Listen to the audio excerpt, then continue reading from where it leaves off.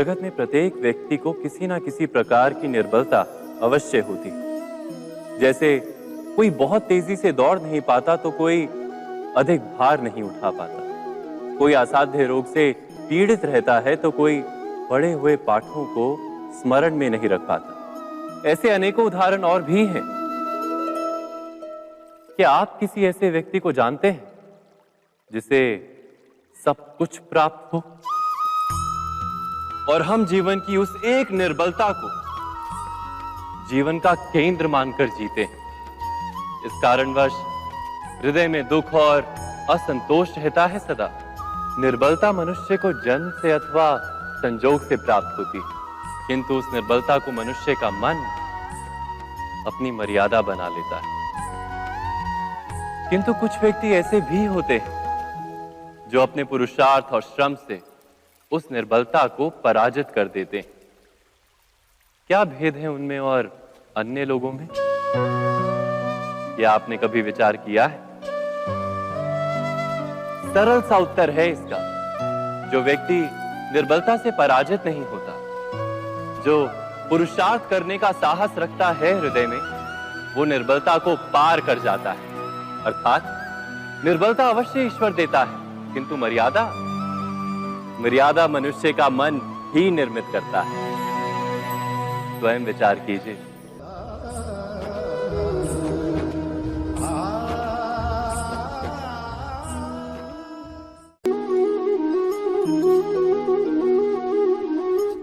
भविष्य का दूसरा नाम है संघर्ष। हृदय में आज इच्छा होती है और यदि पूर्ण नहीं हो पाती तो हृदय भविष्य की योजना बनाता है। भविष्य में इच्छा पूर्ण होगी ऐसी कल्पना करता रहता है, किंतु जीवन ना तो भविष्य में है ना अतीत में। जीवन तो इस क्षण का नाम है, अर्थात इस क्षण का अनुभव ही जीवन का अनुभव। पर हम ये जानते हुए भी इतना सा सत्य समझ नहीं पाते। या तो हम बीते हुए समय के स्मरणों को घेर कर बैठे रहते हैं, या फिर आने वाले समय के लिए हम योजनाएं बनाते रहते हैं और जीवन जीवन बीत जाता है।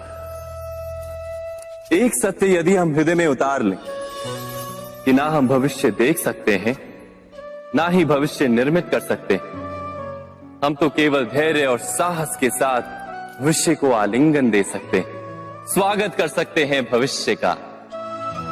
तो क्या जीवन का हर पल जीवन से नहीं भर जाएगा?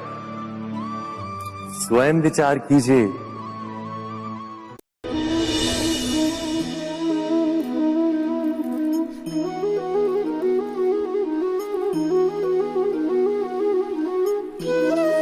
ज्ञान प्राप्ति सदा ही समर्पण से होती है, यह हम सब जानते हैं।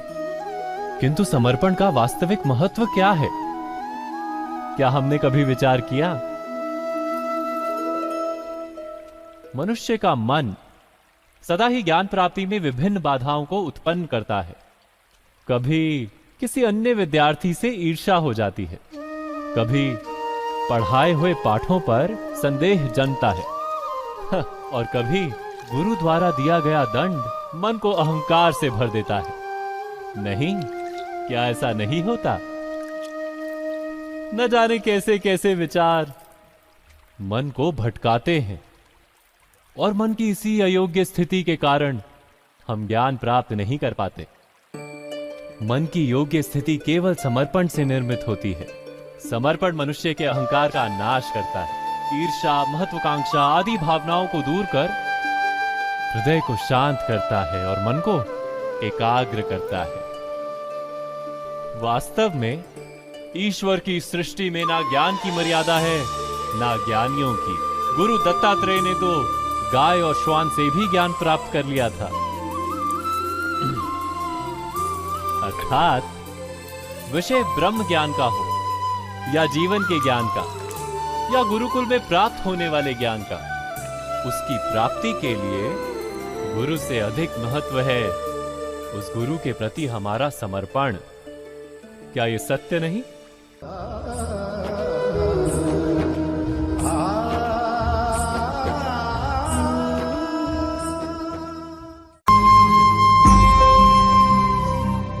प्रत्येक मनुष्य के जीवन में ऐसा क्षण अवश्य आता है जब सारे स्वप्न, सारी आशाएं, सारे दृश्य ध्वस्त हो जाते हैं। जीवन के सारे आयोजन ही बिखर जाते हैं।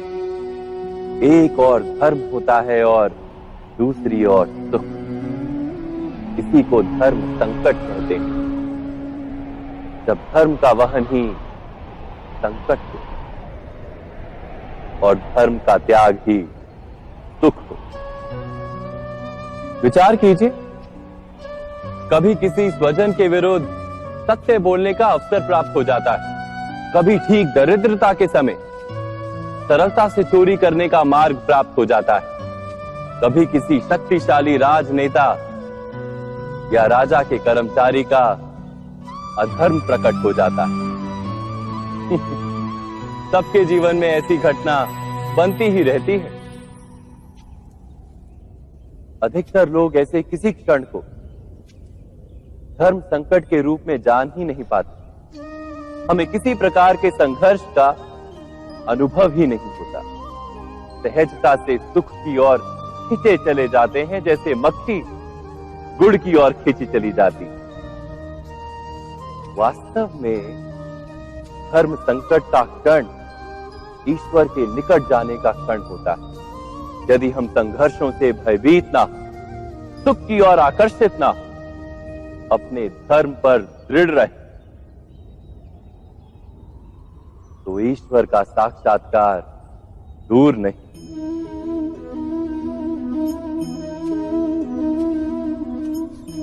पवन से युद्ध करने वाला पत्ता यदि पेड़ से गिरता है तो भी आकाश की ओर उठता है। पवन से झुकने वाली घास वहीं भूमि पर रह जाती है। अर्थात धर्म संकट से यदि हम संकट को ही टाल दें तो सुख तो मिलता है, जीवन बढ़ता है, किंतु क्या चरित्र नहीं टूटता? क्या आत्मा दरिद्र नहीं हो जाती? क्या ईश्वर से अंतर नहीं हो जाता? स्वयं विचार कीजिए।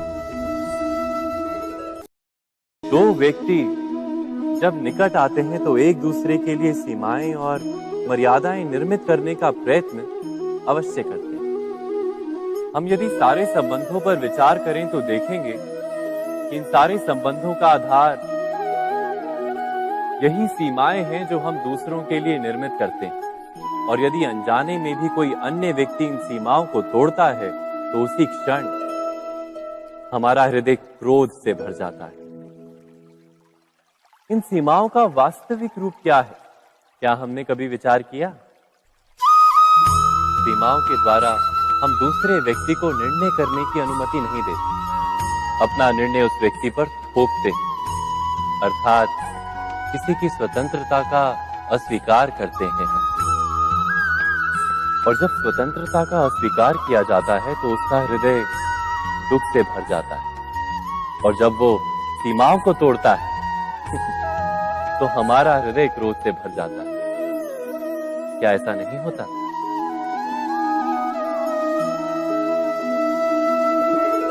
पर यदि एक दूसरे की स्वतंत्रता का सम्मान किया जाए तो किसी मर्यादाओं या सीमाओं की आवश्यकता ही नहीं होती। अर्थात जिस प्रकार स्वीकार किसी संबंध का देह है, क्या वैसे ही स्वतंत्रता किसी संबंध की आत्मा नहीं? स्वयं विचार कीजिए। सबके जीवन में ऐसा प्रसंग अवश्य आता है कि सत्य कहने का निश्चय होता है हृदय में, किंतु मुख से सत्य निकल नहीं पाता। कोई भय मन को घेर लेता है। किसी घटना अथवा प्रसंग के बारे में बात करना या फिर स्वयं से कोई भूल हो जाए उसके बारे में कुछ बोलना, क्या ये सत्य है? नहीं, ये तो केवल तथ्य है। अर्थात जैसा हुआ था वैसा केवल बोल देना सामान्य सी बात है। किंतु कभी कभी उस तथ्य को बोलते हुए भी भय लगता है। कदाचित किसी दूसरे की भावनाओं का विचार आता है मन। दूसरे को दुख होगा ये भय भी शब्दों को रोकता है। तो ये सत्य क्या है? क्या हमने कभी विचार किया है? जब भय रहते हुए भी कोई तथ्य बोलता है तो वो सत्य कहलाता है। वास्तव में सत्य कुछ और नहीं, केवल निर्भयता का दूसरा नाम है। और निर्भय होने का कोई समय नहीं होता, क्योंकि निर्भयता आत्मा का स्वभाव है। अर्थात क्या प्रत्येक क्षण सत्य बोलने का क्षण नहीं होता?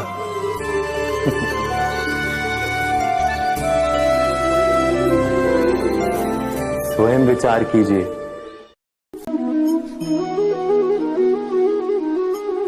श्रेष्ठता का क्या अर्थ है? श्रेष्ठता का अर्थ है दूसरों से अधिक ज्ञान प्राप्त करना।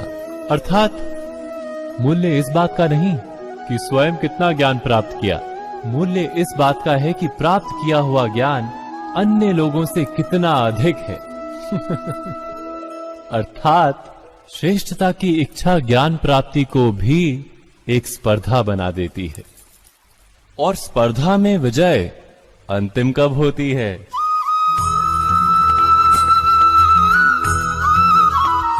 कुछ समय के लिए तो श्रेष्ठ बना जा सकता है, किंतु सदा के लिए कोई श्रेष्ठ नहीं रह पाता। फिर वही असंतोष, पीड़ा और संघर्ष जन्म लेता है।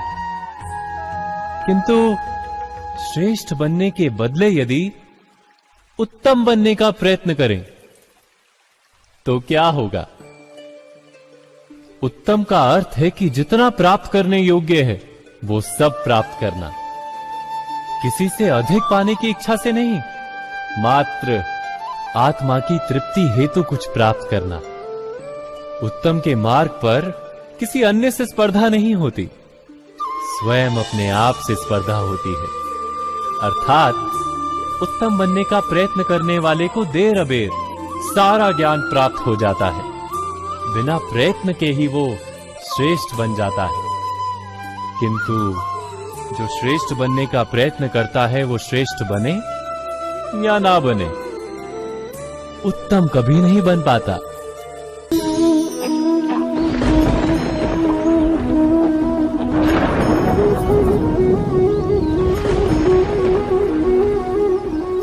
सपनों और पूर्वाभासों के आधार पर हम भविष्य के सुख दुख की कल्पना करते हैं। भविष्य के दुख का कारण दूर करने के लिए हम आज योजना बनाते हैं। किंतु कल के संकट को आज निर्मूल करने से हमें लाभ मिलता है या हानि पहुंचती है? ये प्रश्न हम कभी नहीं करते। सत्य तो ये है कि संकट और उसका निवारण साथ जन से, व्यक्ति के लिए भी और सृष्टि के लिए भी। नहीं, आप अपने भूतकाल का स्मरण कीजिए, इतिहास को देखिए। आप तुरंत ही ये जान पाएंगे कि जब जब संकट आता है तब तब उसका निवारण करने वाली शक्ति भी जन्म लेती है। यही तो जगत का चलन है। वस्तुतः संकट ही शक्ति के जन्म का कारण है। प्रत्येक व्यक्ति जब संकट से निकलता है तो एक पद आगे बढ़ा होता है, अधिक चमकता है, आत्मविश्वास से अधिक भरा होता है, न केवल अपने लिए अपितु विश्व के लिए भी। क्या ये सत्य नहीं? वास्तव में संकट का जन्म है एक अवसर का जन्म, अपने आप को बदलने का, अपने विचारों को ऊंचाई पर करने का अवसर, अपनी आत्मा को बलवान और ज्ञान मंडित बनाने का अवसर। जो ये कर पाता है उसे कोई संकट नहीं होता, किंतु जो ये नहीं कर पाता वो तो स्वयं एक संकट है विश्व के लिए। विचार कीजिए।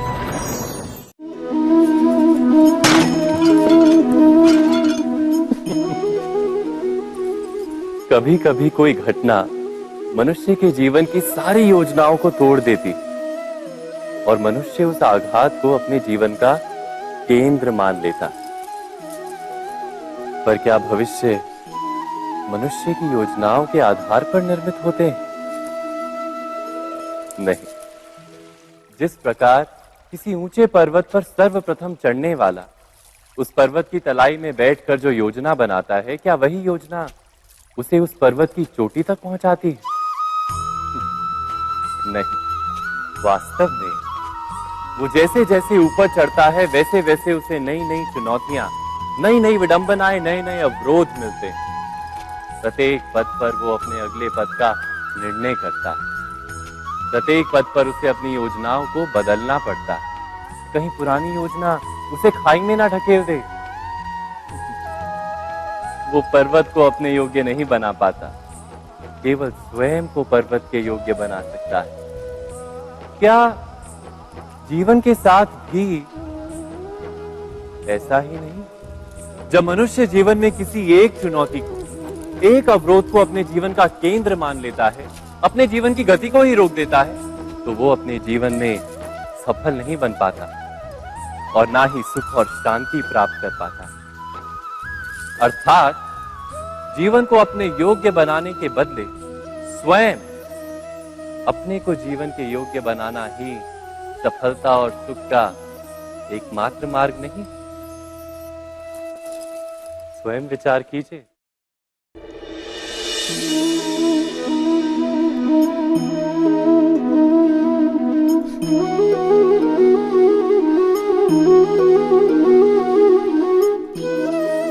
जीवन का हर क्षण निर्णय का क्षण होता है। प्रत्येक पद पर दूसरे पद के विषय में कोई निर्णय करना ही पड़ता है और निर्णय अपना प्रभाव छोड़ जाता है। आज किए गए निर्णय भविष्य में सुख अथवा दुख निर्मित करते हैं, ना केवल अपने लिए, अपने परिवार के लिए भी, आने वाली पीढ़ियों के लिए भी। जब कोई दुविधा सामने आती है तो मन व्याकुल हो जाता है, अनिश्चय से भर जाता है। निर्णय का वो क्षण युद्ध बन जाता है और मन बन जाता है युद्ध भूमि।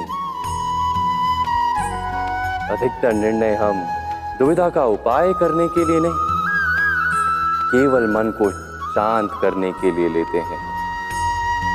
पर क्या कोई दौड़ते हुए भोजन कर सकता है? नहीं। तो क्या युद्ध से जूझता हुआ मन कोई योग्य निर्णय ले पाएगा? वास्तव में शांत मन से जब कोई निर्णय करता है तो अपने लिए सुखद भविष्य बनाता है, किंतु अपने मन को शांत करने के लिए जब कोई निर्णय करता है तो वो व्यक्ति भविष्य में अपने लिए कांटों भरा वृक्ष लगाता है। स्वयं विचार कीजिएगा।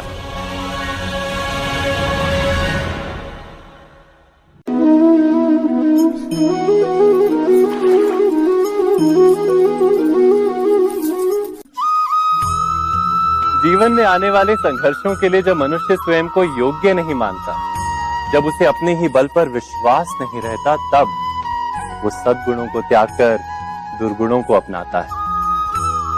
वस्तुतः मनुष्य के जीवन में दुर्जनता जन्म ही तब लेती है जब उसके अंतर में आत्मविश्वास नहीं होता। आत्मविश्वास ही अच्छाई को धारण करता है। ये आत्मविश्वास है क्या?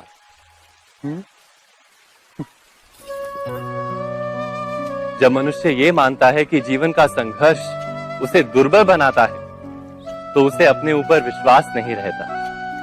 वो संघर्ष के पार जाने के बदले संघर्ष से छूटने के उपाय ढूंढने लगता है। किंतु जब वो ये समझता है कि ये संघर्ष उसे अधिक शक्तिशाली बनाते हैं, ठीक जैसे व्यायाम करने से देह की शक्ति बढ़ती, तो प्रत्येक संघर्ष के साथ उसका उत्साह बढ़ता है। अर्थात आत्मविश्वास और कुछ भी नहीं, मन की स्थिति, जीवन को देखने का दृष्टिकोण मात्र है। और जीवन का दृष्टिकोण तो मनुष्य के अपने वश में होता है। स्वयं विचार कीजिए।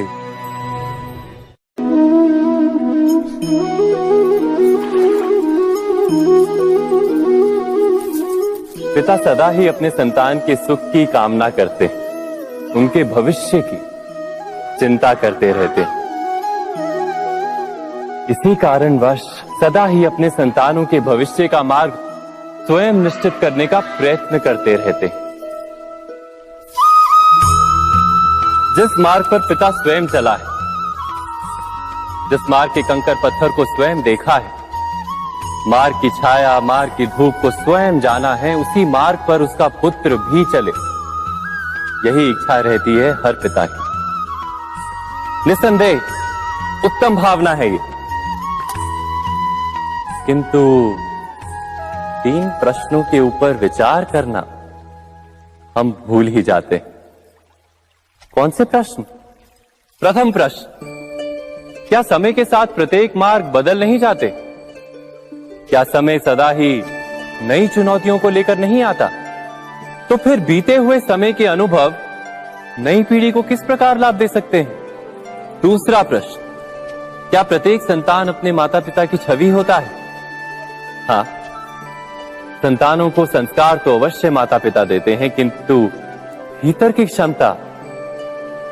क्षमता तो ईश्वर देते हैं। तो जिस मार्ग पर पिता को सफलता मिली है, विश्वास है कि उसी मार्ग पर उसकी संतानों को भी सफलता और सुख प्राप्त होगा। तीसरा प्रश्न, क्या जीवन के संघर्ष और चुनौतियां लाभकारी नहीं होती? क्या प्रत्येक नया प्रश्न एक नए उत्तर का द्वार नहीं खोलता? तो फिर संतानों को नए नए प्रश्नों, संघर्षों और चुनौतियों से दूर रखना, ये उनके लिए लाभ करना कहलाएगा या हानि पहुंचाना? अर्थात जिस प्रकार संतान के भविष्य का निर्माण करने के बदले उसके चरित्र का निर्माण करना श्रेष्ठ है, वैसे ही संतानों के जीवन का मार्ग निश्चित करने के बदले उन्हें नए संघर्षों के साथ जूझने के लिए मनोबल व ज्ञान देना अधिक लाभदायक नहीं होगा? स्वयं विचार कीजिए। मनुष्य की सबसे बड़ी दुर्बलता क्या होती है? सोचिए। धन, प्रेम, अहंकार।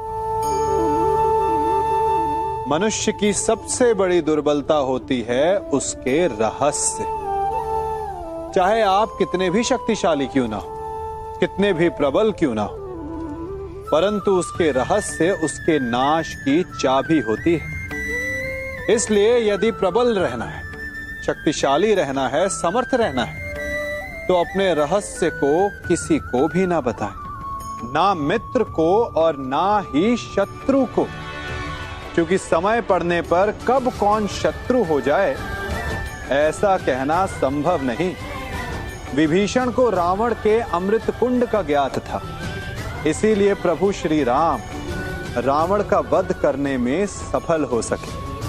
इसलिए उचित यही है कि आप अपने रहस्य को स्वयं तक ही सीमित रखें। मनुष्य जीवन की परीक्षा में सफल होने के लिए क्या नहीं करता? वो परिश्रम करता है, दौड़ भाग करता है, और ये सब करने के पश्चात भी जब उसका काम नहीं बनता तो वो नकल करता है ना? तनिक लौटिए अपने बचपन में, स्मरण कीजिए अपने बचपन की स्मृतियों का। क्या स्मरण हुआ? विद्यालय में जब आप परीक्षा देने जाते थे तो क्या होता था? आप ना सही, परंतु कोई ना कोई सफलता पाने के लिए नकल करता ही था और उत्तीर्ण भी हो जाता था, है ना?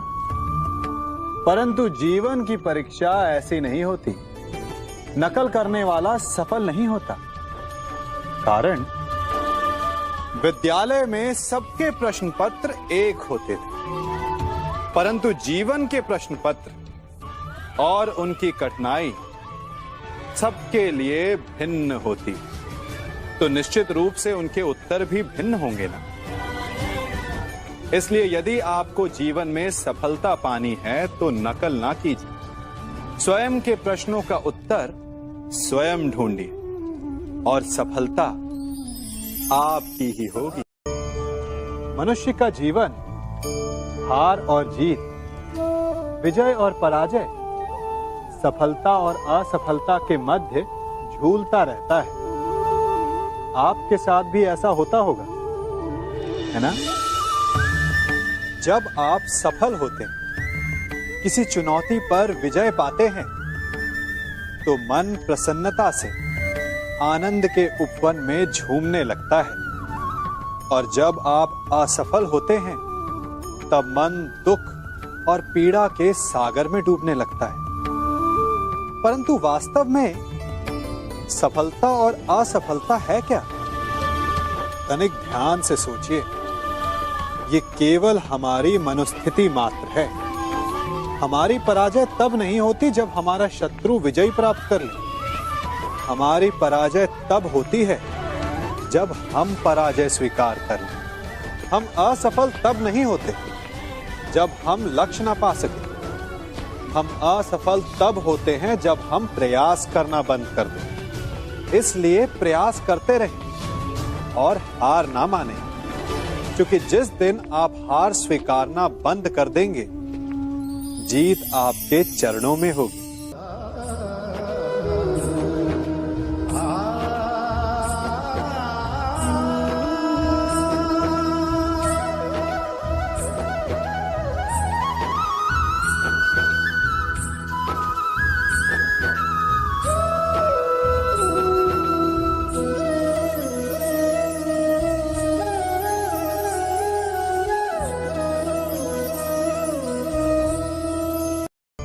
आप सबने बरगद के वृक्ष को तो देखा ही होगा। क्या आपको ज्ञात है, बरगद के वृक्ष के बीज का आकार राई से भी छोटा होता है, परंतु बरगद का वृक्ष संसार के महाकाय वृक्षों में जाना जाता है। जब उसका जन्म होता है, तब उसमें वो जटाएं, वो शाखाएं नहीं होती, परंतु जैसे जैसे उसका विस्तार होता है, जैसे जैसे वो अधिक शाखाओं का भार उठाता है, अधिक पत्तियों का सृजन करता है, वैसे वैसे उसकी शाखाएं जटाएं बनकर जड़ तक पहुंचती है और इस वृक्ष को सहारा देती है। ये जीवन का बहुत महत्वपूर्ण पथ है। बिना लोभ लालच शुभ कार्य करें, अन्य लोगों की सहायता करें। धीरे धीरे आपने जिनकी सहायता की, वो आपके सहायक बनते जाएंगे, आपकी जड़ों को और बलशाली बनाएंगे, आयु मान और आकार बढ़ाएंगे। सहजीवन, सहायता और निष्काम कर्म आपको मृत्यु के पश्चात भी मरने नहीं देगा, आपको अमर रखेगा। हमारा शरीर प्रकृति का एक महान आविष्कार है। इससे जटिल संरचना संसार में और कोई नहीं। हमारा शरीर जितना जटिल है, यदि इसे ठीक से जाना जाए तो इससे अधिक सरल ज्ञान देने वाला और कोई नहीं। हमारे शरीर में पंच इंद्रियां होती हैं, जो हमें भाव, गुण और वस्तुओं का बोध कराती हैं। हमारे पास आंखें हैं, नाक है, स्पर्श के लिए त्वचा है, कान है और जीभा है। सबका भिन्न भिन्न कार्य है। आंखों से देखना, कानों से सुनना, नथनों से श्वास लेना, त्वचा से स्पर्श करना और जीभा से स्वाद लेना। परंतु क्या आपने कभी सोचा कि प्रकृति ने हमें 2 आंखें दी, 2 नथने दी, 2 कान दी, स्पर्श के लिए ये पूरा शरीर दिया, परंतु जीभा केवल 1 दी? ऐसा क्यों? क्योंकि प्रकृति चाहती है कि हम देखें अधिक, सुने अधिक और ज्ञान अधिक अर्जित करें, बोले कम। क्योंकि अधिक वाचाल नाश को निमंत्रण देता है। स्मरण रखिएगा।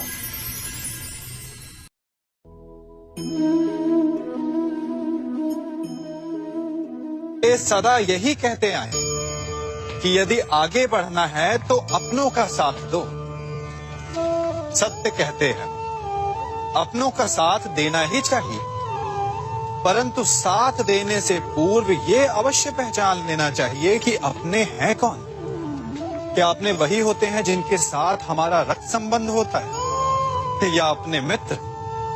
अपने वो होते हैं जो हमें सद्कार्य के लिए प्रेरित करें, हमें आगे बढ़ाएं, हमारा साथ दें। और वो जिनका साथ देने से समाज का नाश, धर्म की हानि हो, वो सगे हो करके भी सगे नहीं होते। इसलिए जब अपनों की परिभाषा का चुनाव करें तो उन्हें अपना माने जो आपका साथ दे, उन्हें नहीं जो हमें अज्ञान के मार्ग पर ले जाएं।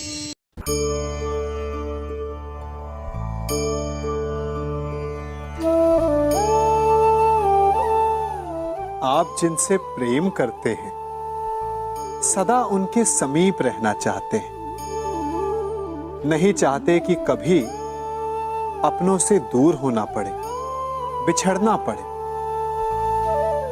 परंतु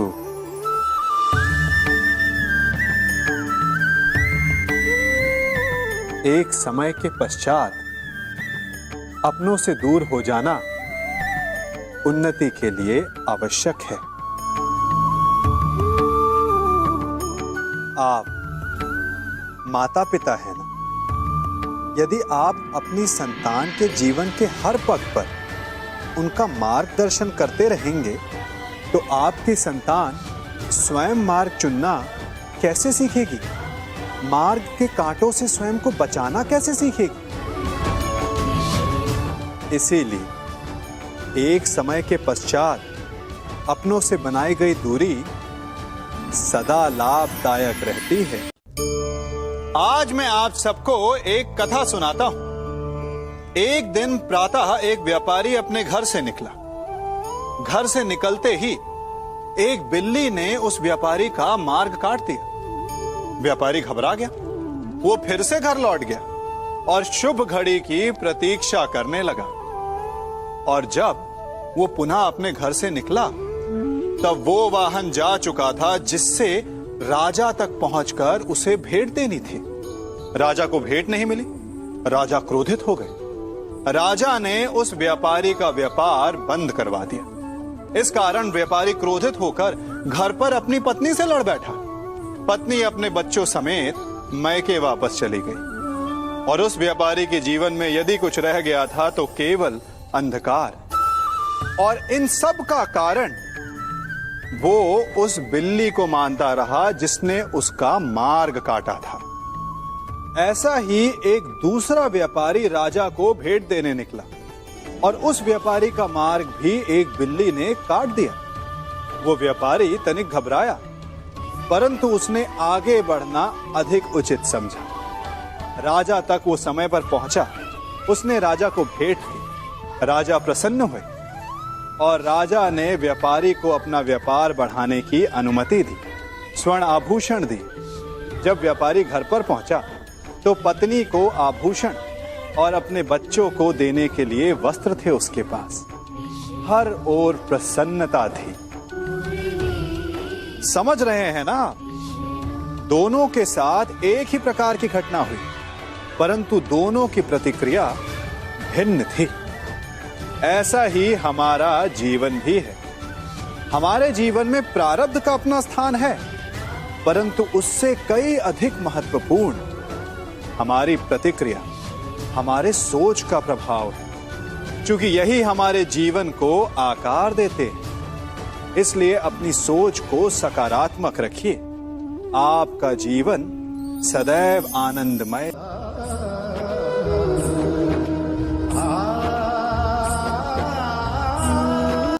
हम सभी अपने जीवन में कोई ना कोई कार्य करते हैं। कार्य करते हैं तो थकान की अनुभूति होती है और यदि थकान ना उतरे तो कार्य करने का मन नहीं करता। हम आशा करते हैं कि कदाचित एक दिन में 24 के स्थान पर 26 घंटे होते तो आराम करने के लिए हमें और अधिक समय मिल जाता। हमें ऐसा अनुभव होता है कि हम बहुत अधिक कार्य कर रहे हैं, है ना? परंतु क्या आपने कभी सोचा है कि जो लोग संसार में सफल हैं, उनके पास भी सफल होने के लिए दिन में केवल 24 घंटे थे। तो फिर वो सफल क्यों है? इसका एक छोटा सा रहस्य है। वो कार्य चुनते हैं जो उन्हें प्रिय है, जिसे करने में उन्हें आनंद आता है। उन्हें लगता ही नहीं कि वो कार्य कर रहे हैं, उन्हें लगता है कि वो प्रतिपल आनंद मना रहे हैं। और जब आप आनंद मनाते हैं तो थकान कैसी? इसलिए यदि आप जीवन में कोई भी कार्य करें तो वो आपके मन को भाना चाहिए, या जो कार्य आप कर रहे हैं उसे अपने मन को भा देने दो। सफलता आपको मिलेगी। कभी सोचा है हमारा जीवन भी उस रेत की घड़ी की भांति है? जो रेत नीचे गिर चुकी है वो हमारा अतीत है, जो अब भी ऊपर है वो हमारा आने वाला भविष्य है, और वर्तमान ये संकुचित स्थल है जहां से धीरे धीरे करके रेत गिर रही है। अर्थात हमारे पास जीने के लिए यही एक क्षण है। उसका उपयोग कैसे करना है ये हम पर निर्भर करता है। जो बीत गया उसका दुख मनाना है, या जो भविष्य में होने वाला है उसकी प्रतीक्षा में क्रोध करना है। सब कुछ करने के लिए यही एक क्षण है। प्रसन्न रहना है तो उसके लिए भी यही एक पल है। प्रतीक्षा करते रहोगे तो ये पल भी भूतकाल में बदल जाएगा। इसलिए आनंद के लिए, परोपकार के लिए प्रतीक्षा ना कीजिए।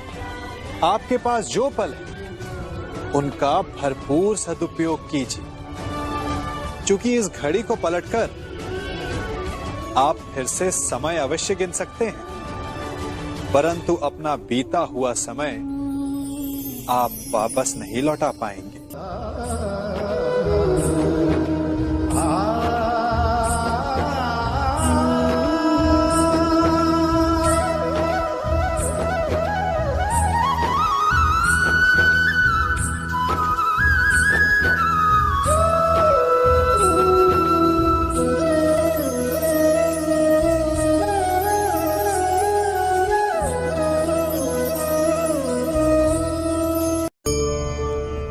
मनुष्य भी बड़ा विचित्र प्राणी है।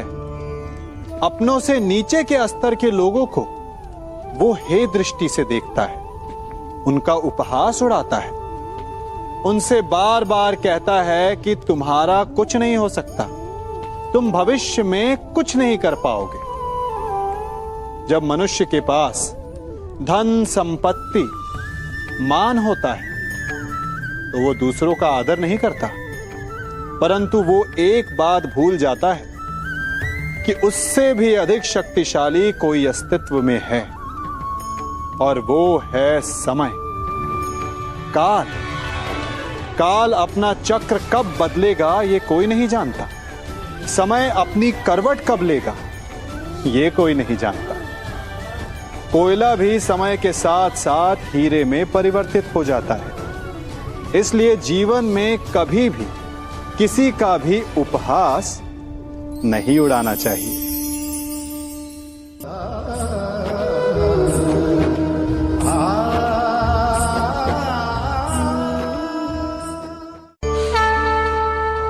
गर्व, अभिमान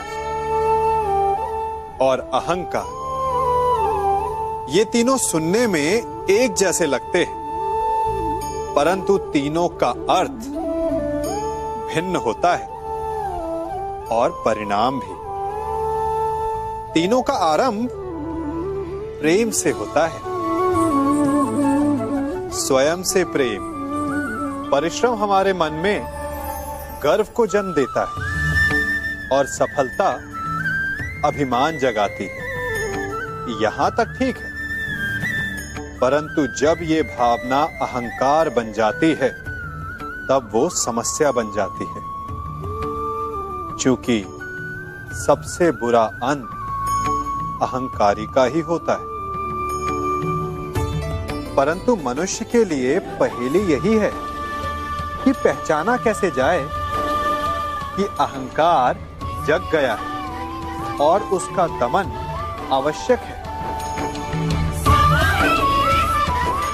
इसका उत्तर मैं नहीं, आपका मन देगा। जब तक आप स्वयं से प्रसन्न हैं, जब तक आप सबसे ऊंचा उठने का प्रयास कर रहे हैं, तब तक ठीक है। परंतु जब आपके मन में दूसरों को नीचा समझने का भाव आ जाए तो सावधान हो जाइए, क्योंकि यही अहंकार है जो वास्तव में आपको हीन कर रहा है।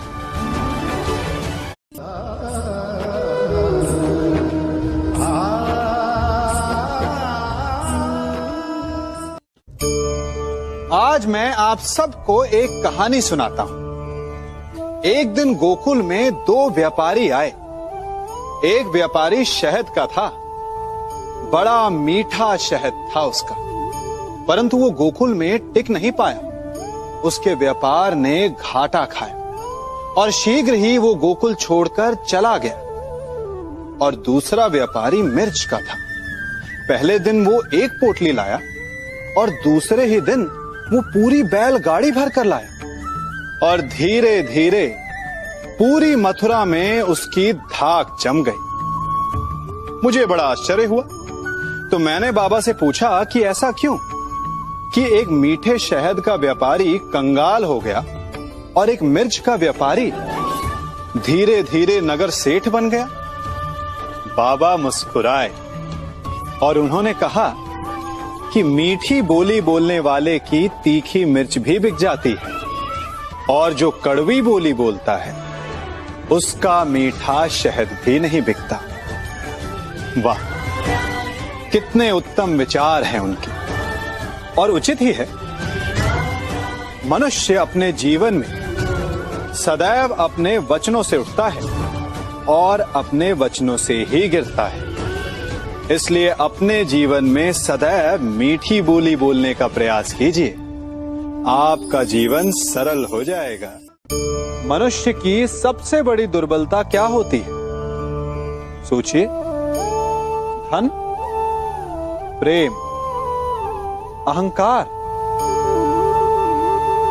मनुष्य की सबसे बड़ी दुर्बलता होती है उसके रहस्य।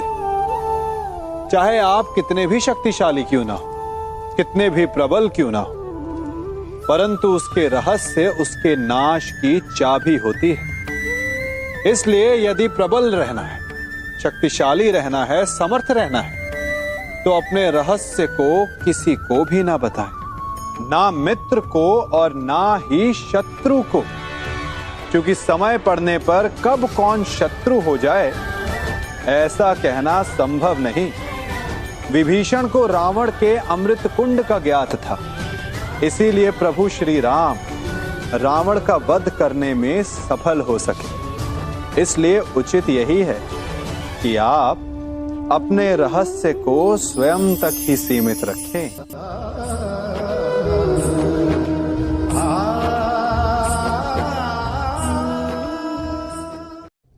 युवा अवस्था भी हमारे जीवन का कितना सुंदर काल होता है ना। बाहु में बल, मन में कुछ बड़ा कर जाने की चाह, आंखों में भविष्य के सुंदर और कोमल सपने।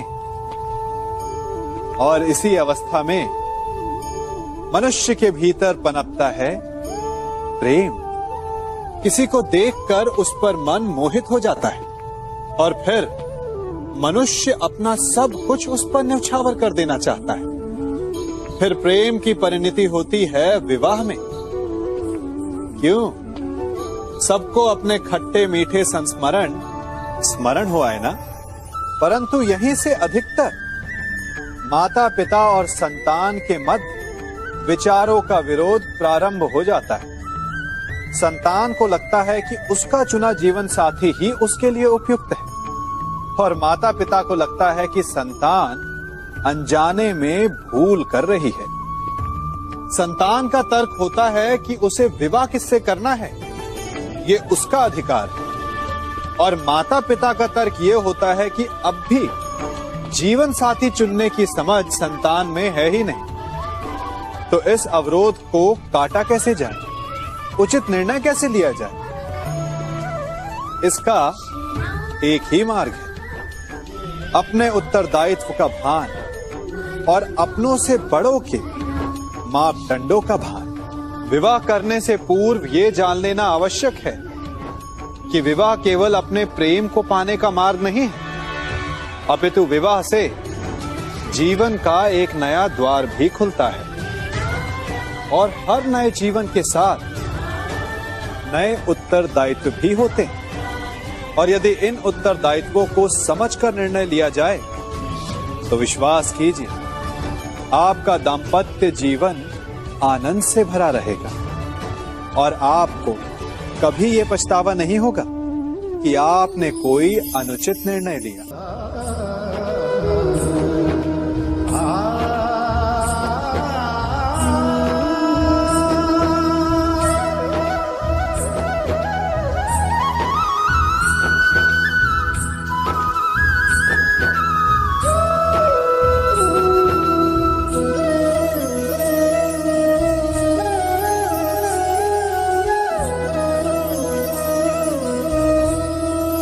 जब सागर का जल वाष्प बनकर उड़ता है तब वो हमें दिखाई नहीं देता।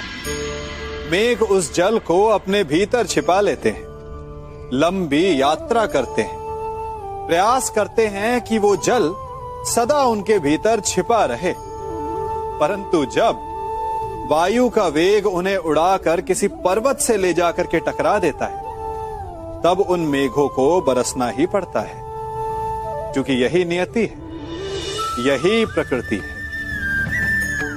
क्योंकि जल को सागर में जाकर मिलना ही है। ठीक ऐसा ही हमारे साथ भी होता है। हम सत्य को अपने मन के मेघों में चाहे जितना छिपाने का प्रयास कर लें, परंतु समय की आंधी उसे वास्तविकता के पर्वत से ले जाकर के टकराकर हमारे समक्ष ले ही आती है। जिस भय के कारण आप सत्य को सामने नहीं लेकर आना चाहते, एक दिन वही भय हमारे समक्ष आकर खड़ा हो जाता है, और फिर हम लाचार हो जाते हैं, क्योंकि हमने उस भय का सामना करने की तैयारी नहीं की होती। इसलिए सत्य से भागे नहीं, उसे छिपाए भी नहीं, उसे स्वीकार करें। भविष्य की बड़ी विपत्ति से बच जाएंगे।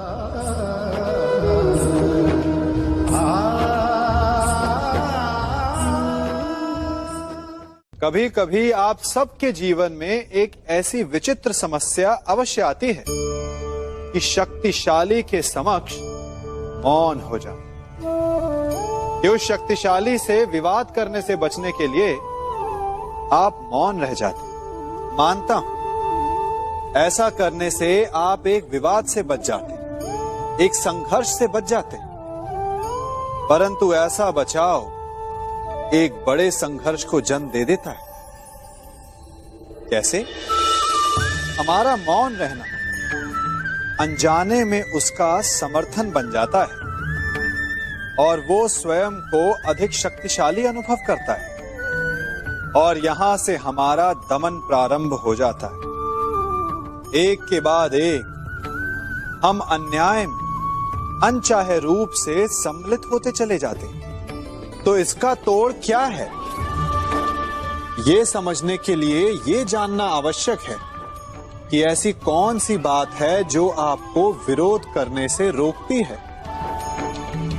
ये सामने वाले की शक्ति नहीं जो आपको रोकती है, ये आपके भीतर छिपा भय है जो आपको रोकता है। हाँ, कभी कभी भय आपकी सुरक्षा अवश्य कर सकता है, परंतु साथ साथ ये भी जानना आवश्यक है कि ये भय ही है जो आपको मौन भी रखता है, इसलिए अपने मन से भय को निकालिए और खुलकर अनीति का, अन्याय का विरोध कीजिए और फिर देखिएगा आपका मन कितना मुक्त, कितना हल्का अनुभव करेगा।